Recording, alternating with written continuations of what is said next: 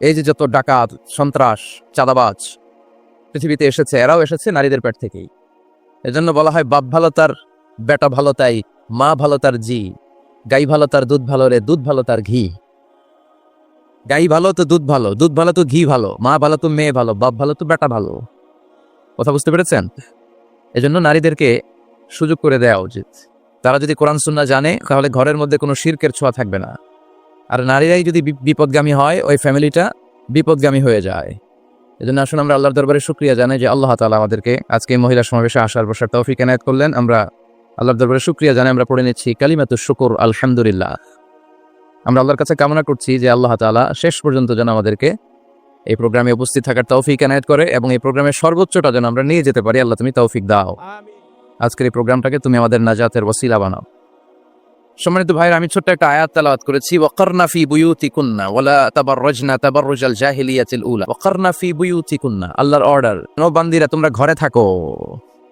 কই থাকো? ঘরে। আর আপনারা থাকবেন কই? বাইরে। নারী যদি ঘরে থাকে, আমরা কই? বাইরে। এটাই হচ্ছে সিকোয়েন্স।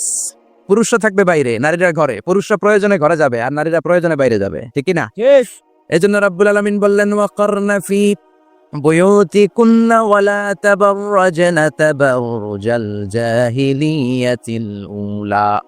ও আমার বান্দারা, ও আমার বান্দিরা, তোমরা ঘরে অবস্থান করো, ঘর থেকে বের হবে না প্রয়োজন ছাড়া।